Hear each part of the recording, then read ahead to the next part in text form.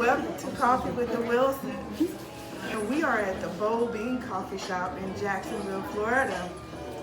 This is Richard. Y'all know me. And I'm Marquita. And we have a host of guests this afternoon joining us to talk and and bring y'all information.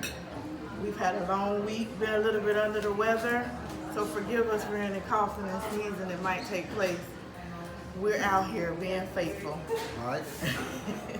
to what we feel like we've been called to do. So we're going to talk a little bit this evening away from what we've been talking about. So we've been kind of leaning in towards what we had going on in Birmingham. We'll pick that up next week. Y'all gonna love part 3. We hope so. But tonight we're gonna switch gears a little bit. Bring a little bit something else to you guys and see how we managed a few things in our drive and in our path and in our walk in this marriage and in a relationship. I'll let my husband go ahead and detail about what we're going to talk about tonight. What you want to talk about? I'm just joking. Risk management. That's what we're going to talk about. We're going to talk about risk management. I sent her a whole lot of topics, but this right here, because of how we left Jacksonville and ended up in Birmingham, we think we're pretty good at talking about the risks and the different risk, reward, stuff like that. I'll pass it back over to you. What you want to say about it? Well, I'll say this right off the bat.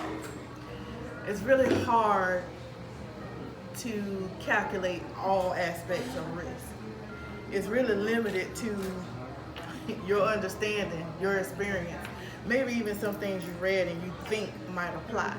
There's a whole bunch of things that sometimes get left out simply because you didn't know. Simple things such as when he got ready to take the sales job. Well, we calculated the risk we knew, which was how to handle the money, what to do as the money come in. But what we didn't calculate was when they told us they was going to take that money back because someone brought their car back. Or what to do if he didn't sell any cars in a month. We didn't think about those things, so we couldn't calculate them. So it's really hard to manage risk that you're unaware of. It's real good to do the ones you've already fallen into, maybe your sister have gotten into, your parent, and you're like, oh, I know, some of us, we like, oh, she walked in them cold, they burned her foot, I'm gonna go around. Or she went that way and got in a wreck, oh, I'm gonna try a different route. But when you have limited information to manage, this is where I'm going to be really questionable about, do you have a prayer life? Do you know God? Because how is it that you can navigate the stuff that you don't know without some other resource? And that resource for us being the Word of God and being the Bible and being the Lord, the Holy Spirit, somebody guiding and leading. Because hey, God or Alexa, one of the two. We go ask Alexa. Google somebody. We go ask Alexa what we do about this this unexpected furlough and the government folk can't go to work. Like we were saying it 2 weeks ago. It never dawned on us that we would fail at the car business. It never dawned on us. But man, when they start taking those checks back, right? And then the next thing you know, JEA and losing cars and homes and bankruptcy. But man, that thing was something else. And it's just amazing. It's amazing how it brought out our love, right? It kind of showed you how much you love each other. Because we wasn't boxing or nothing like that. We still kept our teeth and all out, yeah.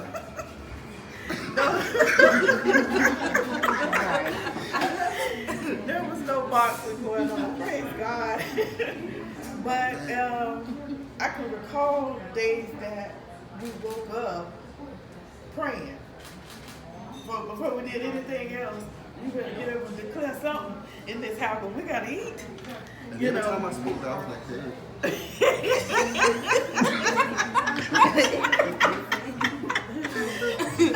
Look at the refrigerator real quick. What, nothing in there? I just remember he said, well, I'm going to pray over it. You know, you get your meals out and I'm going to pray over it. And I'm looking at him like, is that going to work? You know, what you think this is? On a serious note, remember that time? I mean, I was so frustrated. I opened up our freezer and it was like, what, about 2 bags of what was some Frozen vegetables. Man, I just threw that junk on the floor and I'm like, what the heck? And I remember thinking, is he all right? Man, is he losing it? I didn't know what to do. Like, I didn't know what to do. Like, seriously, you know, I was like, man, he just threw our last 2 bags of vegetables on the floor. And, I don't think we had salt. We just bet, I don't think we had no condiments. right. Yeah. Y'all can laugh at it now, though. Yeah. But how did y'all stay cohesive through all of the turmoil? That, I think that's like the key thing. It's like turmoils come, obstacles come, but how do you guys stay in sync in the midst of that? We're a team. When the dust settles, we go back to planning. That's where the coffee shop came into play.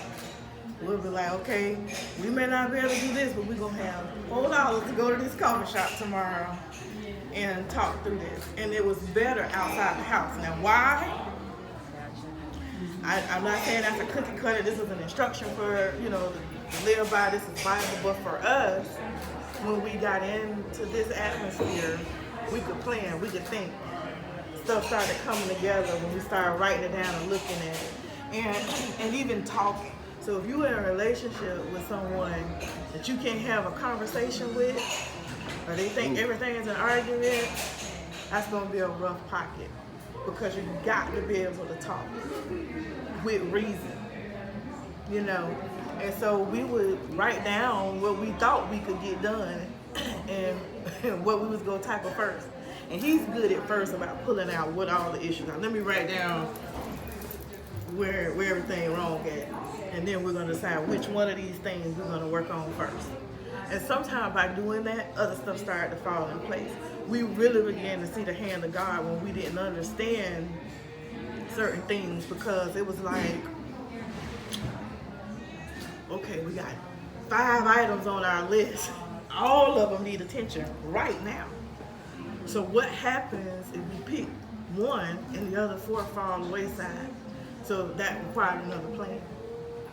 And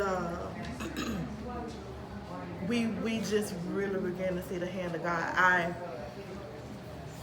decided I wanted to do a career that I hadn't ever done before, just from some haphazard, and began to start teaching myself that career through YouTube. And by faith, started interviewing.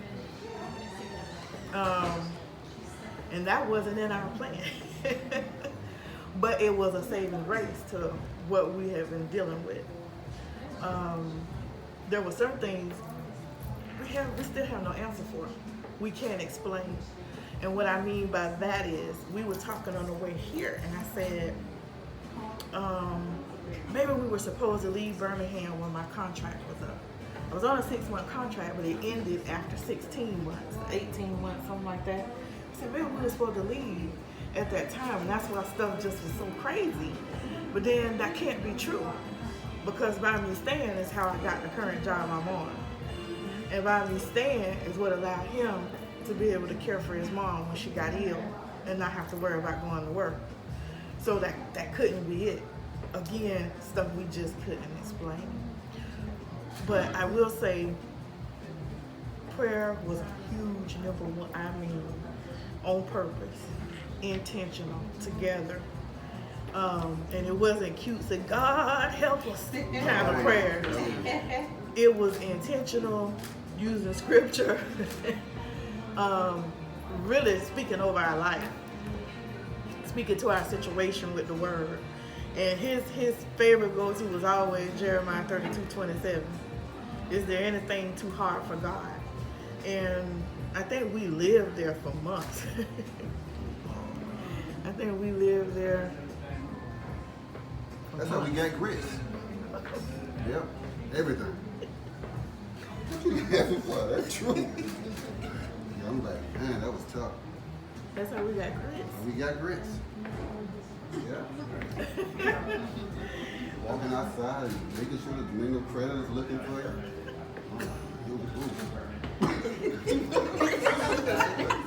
I'm talking about that's the truth. Yeah.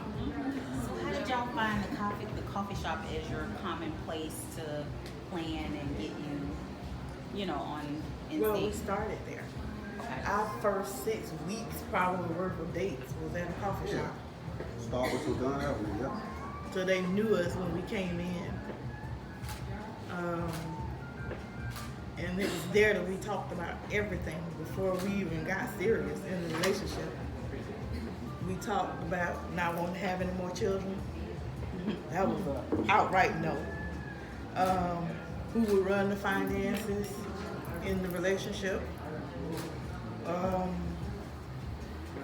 That was also where I told him everything about me, because you know I have a past. I was not so smart.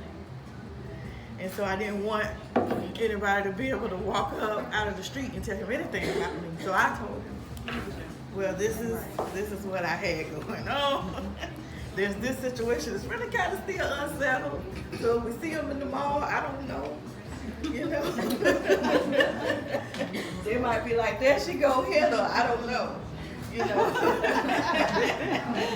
So I had all those conversations, even about my children and their personalities. Because my son was very different, so I needed to know that going in. This ain't Bob. Yeah, this wasn't very popular. That's a whole nother video, y'all. So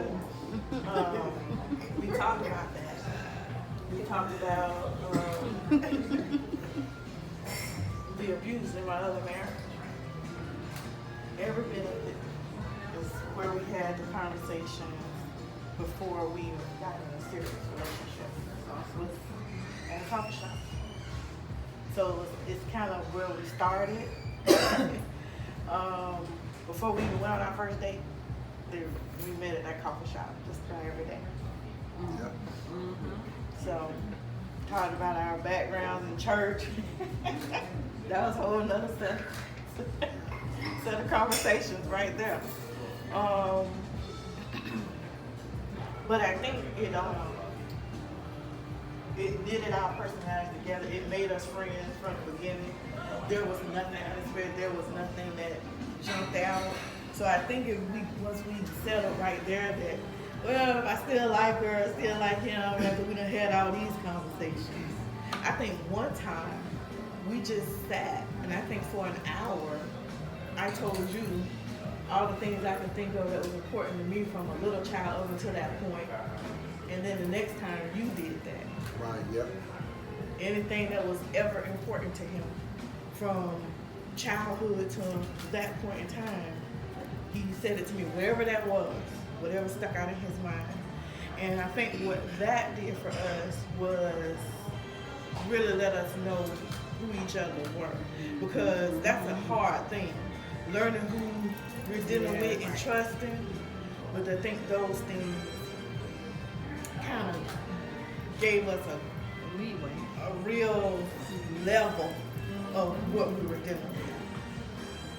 So I'm sure after my conversation, there was no question if I was gonna have his back in a hard time. You know, and I tell him all the time, yeah, I have some rough spots, but you know, it's like you're taking the good with the bad and which one outweigh the other. You know, and as his favorite guy, Robert McCall, say, when you pray for rain, you gotta deal with the mud too. That's me all day. That's me. You get the rain, you get the blessings, you get the heart of me who will do anything for anybody, but you also get the me that if I don't like something, I'm probably gonna tell you. She will tell you. And it may come out sweet, it may not. And I don't mean no harm. I'm still loving. I'm still be your friend next week. I'm still do things. I'm still be there. And I think that's where that stuff got ironed out. And I think so when tough times came, there was not a question mark. was it a question mark or whether I was going to be there and I'm going to walk away. Now, he said that. I've heard him say he was wondering, oh, God, is there a mistake? But he knew I wasn't going to I could tell she was worried. I think one time we got into a squabble. Remember, you had woke up, it was like 6 o'clock in the morning. You was already talking about bills. And I'm thinking, what in the world? Then you have a couple calls at first. I know you ain't looking for us. Look at me sleep. Oh my God. I'm like, ooh, I ain't got two nickels to run together. You know? And I remember that day perfectly well. And I was mad because he told me to let him. I said, just wait. And I'm like, relax. They gonna cut the lights off? I can't relax. You know, I'm looking like, what? We need to be up. We need to be thinking about a plan right now. You know, I was like, I didn't want to hear nothing about sleep. I went to sleep. It was like I woke up and was like, I went to sleep. I shouldn't even went to sleep. I should have been up working. She ain't want no coffee that day, y'all. I don't hear nothing about the coffee. He's right. But I will say,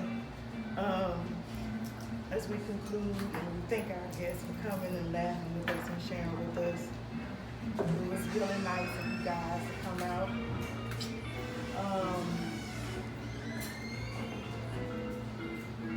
Make sure you incorporate prayer. And it's okay to write things down. Write them down. Anything complex, I think anything you like, you want to do it, like write it down. There's something about putting it on paper and reading it and seeing it, writing it out of your head or your heart onto that paper. And in a relationship, make sure y'all talking, honest conversations. Put the boxing glove down. Put them down. Man don't start nothing. That don't work. And I done told him I did all that in my previous marriage. I was married 12 years and ain't solved a darn thing. Nothing. So in this one, I don't argue. Either we agree or we don't, and we shelf it. You might want to pick that one up, put it in your hat for another time. But that's all the time we have tonight with Coffee with the Wilsons, and we thank you guys. We'll see you next Saturday. Peace.